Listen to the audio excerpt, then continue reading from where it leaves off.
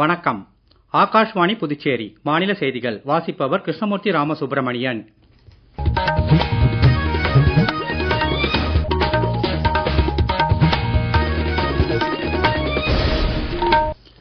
தலைப்புச் செய்திகள்.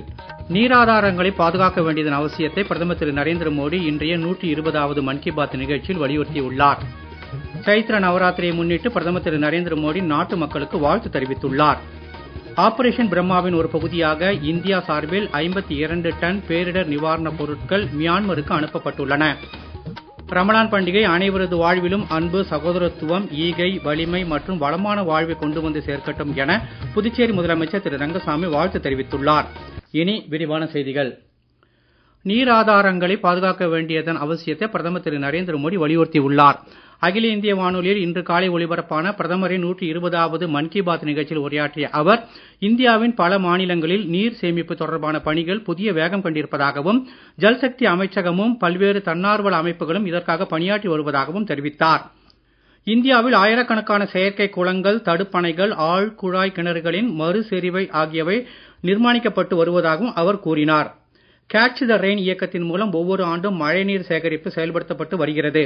மழைநீரை சேகரிப்பதன் மூலம் நாம் தண்ணீரை வீணாக்காமல் சேகரிக்க முடியும் என்றும், கடந்த சில ஆண்டுகளில் இந்த இயக்கம் நீர் பாதுகாப்பு தொடர்பான பல முயற்சிகளில் ஈடுபட்டு வருகின்றது என்றும், கடந்த 8 ஆண்டுகளில் புதிதாக உருவாக்கப்பட்ட கண்மாய்கள், குளங்கள் மற்றும் நீர் மறுசெறிவு அமைப்புகளால் 11 பில்லியன் கியூபிக் மீட்டரை விட அதிக அளவு நீர் சேமிக்கப்பட்டுள்ளதாக பிரதமர் குறிப்பிட்டார். கேலோ இந்தியா பாரா விளையாட்டுப் போட்டியில் பங்கேற்ற வீரர் வீராங்கனைகள் 18 தேசிய சாதனைகளை படைத்துள்ளது பாராட்டுதலுக்கு உரியது என்று பிரதமர் கூறினார். பல சவால்களை தாண்டி உறுதியை வெளிப்படுத்திய கேலோ இந்தியா பாரா விளையாட்டுகளில் நம் விளையாட்டு வீரர்கள் தங்களுடைய ஈடுபாடு மற்றும் திறமைகளை வெளிப்படுத்தி அனைவரையும் வியக்க செய்துவிட்டதாக பிரதமர் தெரிவித்தார். முன்பை விட இம்முறை அதிக விளையாட்டு வீரர்கள் இப்போட்டியில் பங்கேற்றதாகவும், இதில் விளையாடிய அனைத்து வீரர்களுக்கும் அவர்களின் முயற்சிக்கும் பாராட்டு தெரிவிப்பதாகவும் அவர் கூறினார். ஹரியானா, தமிழ்நாடு மற்றும் உத்தரப்பிரதேசத்தின் விளையாட்டு வீரர்கள் முறையே முதல் 3 இடங்களை பெற்றதற்கு அவர் வாழ்த்து தெரிவித்தார். மாற்றுத்திறனாளி விளையாட்டு வீரர்கள் 18 தேசிய சாதனைகளை படைத்திருப்பதாகவும், அதில் 12 பெண் விளையாட்டு வீரர்கள் அடங்கி இருப்பதாகவும் பிரதமர் பெருமிதம் தெரிவித்தார். கேலோ இந்தியா பாரா விளையாட்டுப் போட்டிகளில் தங்கப்பதக்கம் வென்ற மல்யுத்த வீரர் ஜோபி மேத்யூ நன்றி தெரிவித்து தமக்கு எழுதியிருந்த கடிதத்தை மேற்கோள் காட்டிய பிரதமர், ஒவ்வொரு மாற்றுத்திறனாளி வீரர்களின் முயற்சிகள் இந்தியர்கள் அனைவரையும் உத்வேகப்படுத்துவதாக தெரிவித்தார். ஜவுளித்துறையில் உருவாகும் கழிவுகளால் ஏற்படும் சவால்களை எதிர்கொள்வதற்கான நடவடிக்கைகள் முழு வீச்சில் மேற்கொள்ளப்பட்டு வருவதாக அவர் தெரிவித்தார். உலகெங்கிலும் பழைய துணிகளை விரைவாக நீக்கி புதிய ஆடைகளை வாங்கும் வழக்கம் அதிகரித்து வருவதாகவும், இதனால் ஜவுளித்துறையில் கழிவுகள் அதிகரித்து வருவதாகவும் பிரதமர் தெரிவித்தார். ஒரு ஆய்வின்படி பழைய துணிகள் 1% குறைவாக மட்டுமே மறுசுழற்சி செய்யப்படுவதாகவும், ஜவுளித்துறை கழிவுகளை ஏற்படுத்தும் உலகின் 3வது மிகப்பெரிய நாடாக இந்தியா விளங்குவதாகவும் அவர் குறிப்பிட்டார். இந்த சவாலை எதிர்கொள்ள பல பாராட்டத்தக்க முயற்சிகளை இந்தியாவின் ஸ்டார்ட் அப் நிறுவனங்கள் ஜவுளி மீட்டெடுப்பு தொடர்பான பணிகளை தொடங்கி இருப்பதாக பிரதமர் குறிப்பிட்டார். பழைய துணிகளையும் காலணிகளையும் மறுசுழற்சி செய்து தேவையானவர்களுக்கு பல தன்னார்வல நிறுவனங்கள் கொண்டு சேர்க்கின்றன.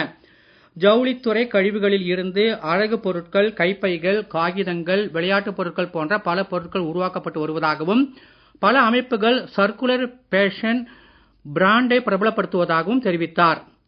இதன் மூலம் நூதனமாக வடிவமைக்கப்பட்ட துணிகள் வாடகைக்கு கிடைப்பதாகவும், இன்னும் சில அமைப்புகள் பழைய துணிகளை கொண்டு அவற்றை மீண்டும் பயன்படுத்தும் வகையில் தயார்படுத்தி ஏழை எளியவர்களுக்கு கொண்டு சேர்ப்பதாகவும் குறிப்பிட்டார். ஹரியானாவின் பானிபட்டில் உள்ள ஜவுளிகளின் மறுசுழற்சியானது தங்களுக்கு என புதிய அடையாளங்களை ஏற்படுத்தி வருவதாகவும், பெங்களூருவிலும் நூதனமான தொழில்நுட்ப தீர்வுகளின் உதவியோடு பிரத்யேக மறுசுழற்சி செய்து வருகின்றன என்றார். தமிழ்நாட்டின் திருப்பூரில் கழிவுநீர் சுத்திகரிப்பு மற்றும் புதுப்பிக்கவல்ல எரிசக்தி வாயிலாக ஜவுளித்துறை கழிவுகளின் மேலாண்மை மேற்கொள்ளப்படுவதாகவும் அவர் தெரிவித்தார். உடல் மற்றும் மன ஆரோக்கியத்திற்கு உதவிடும் யோகக்கலை மற்றும் இந்திய மருத்துவ முறை உலக நாடுகளின் கவனத்தை ஈர்த்து வருவதாக பிரதமர் குறிப்பிட்டார். சர்வதேச யோகா தினத்திற்கு இன்னும் 100 நாட்களுக்கும் குறைவாகவே இருப்பதாக அவர் தெரிவித்தார். 10 ஆண்டுகளுக்கு முன்னர் 2015ஆம் ஆண்டு ஜூன் மாதம் 21ஆம் தேதியன்று முதலாவது சர்வதேச யோகா தினம் கொண்டாடப்பட்டதை சுட்டிக்காட்டிய பிரதமர், தற்போது இந்த தினம் மகத்தானதொரு பெரு விழாவாக உருவெடுத்து உள்ளதாக கூறினார். மனித சமூகத்திற்கு பாரதத்தின் விலை மதிப்பில்லா வெகுமதியான யோகாவை வருங்கால சந்ததியினருக்கு நாம் கொண்டு சேர்க்க வேண்டும் என்றும், 2025ஆம் ஆண்டின் யோகா தினத்தின் கருப்பொருளாக yoga for one earth one health என்பதற்கேற்ப யோகாவின் வாயிலாக ஒட்டுமொத்த உலகையும் ஆரோக்கியமானதாக மாற்றுவோம் என பிரதமர் வலியுறுத்தினார். இளைஞர்கள் இன்று பெரும் எண்ணிக்கையில் நமது பாரம்பரிய யோக கலை மற்றும் ஆயுர்வேதத்தில் ஈடுபட்டு வருவதாக குறிப்பிட்ட பிரதமர், தென் அமெரிக்க நாடான சிலேயில் ஆயுர்வேதம் பிரபலமடைந்து வருவதாக கூறினார். அந்நாட்டில் சோமோஸ் இந்தியா என்ற அணி சுமார் 10 ஆண்டுகளாக யோகா மற்றும் ஆயுர்வேதத்தை வளர்ப்பதில் முனைப்பு காட்டி வருவதையும் அவர் எடுத்துரைத்தார். அந்த குழு ஆயுர்வேதம் மற்றும் யோக கலையோடு தொடர்புடைய தகவல்களை ஸ்பானிஷ் மொழியில் மொழியாக்கம் செய்து அந்நாட்டு மக்களுக்கு இது குறித்து விழிப்புணர்வை ஏற்படுத்தி வருவதாகவும் தெரிவித்தார். நீங்கள் கேட்டுக்கொண்டிருப்பது மாநில செய்திகள். நேயர்கள் ஆகாஷ்வாணி செய்திகளை உடனுக்குடன் தெரிந்து கொள்ள எமது புதுச்சேரி மண்டல செய்திப் பிரிவின் சமூக ஊடகங்களான @airnews_புதுவை என்ற எக்ஸ் பக்கத்தையும், all India radio news Puducherry என்ற Facebook பக்கத்தையும், @RNU புதுச்சேரி என்ற யூடியூப் சேனலையும் அணுகலாம்.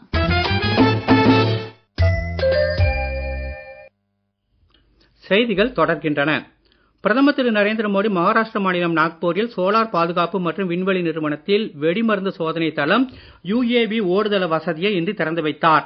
நாக்பூரில் மாதவ் நேத்ராலியா பிரீமியம் மையத்திற்கு இன்று அடிக்கல் நாட்டி பேசிய பிரதமர், ஏழை மற்றும் நடுத்தர மக்கள் மலிவு விலையில் மருந்துகள் வாங்க மக்கள் மருந்தகங்கள் பெரிதும் உதவுவதாக தெரிவித்தார்.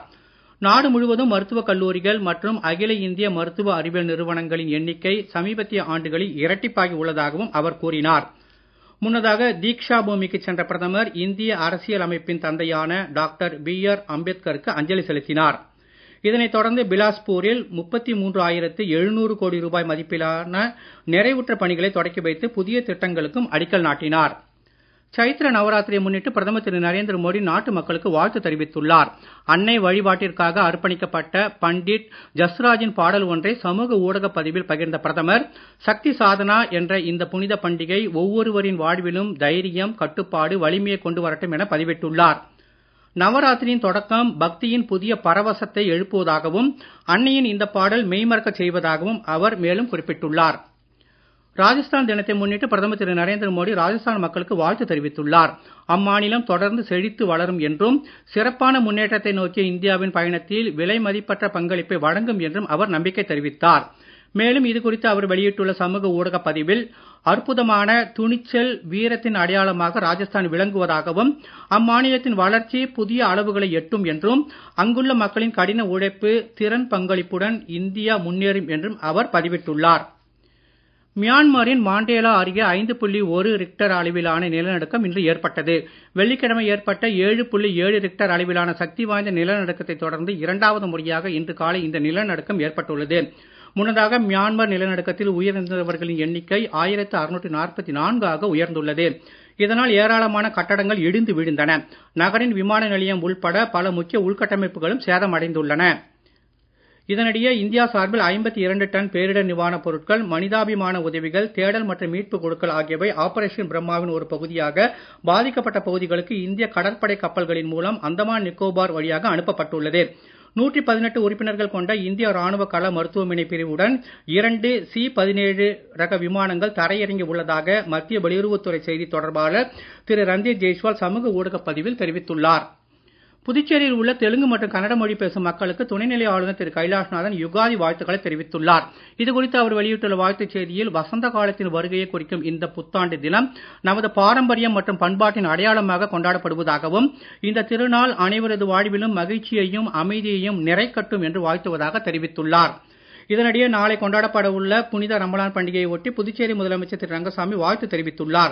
தீவிர நோன்புடன் பக்தியில் ஈடுபடுவதையும் மன தூய்மை, பொறுமை, சுய ஒழுக்கத்தை பேணுவதை நோக்கமாக கொண்ட இப்புனித ரமலான் தினத்தை முன்னிட்டு அனைத்து மக்களுக்கும் வாழ்த்து தெரிவித்துக் கொள்வதாகவும் அனைவரது வாழ்விலும் அன்பு, சகோதரத்துவம், ஈகை, வலிமை மற்றும் வளமான வாழ்வை கொண்டு வந்து சேர்க்கட்டும் என அவர் வாழ்த்து தெரிவித்துள்ளார்.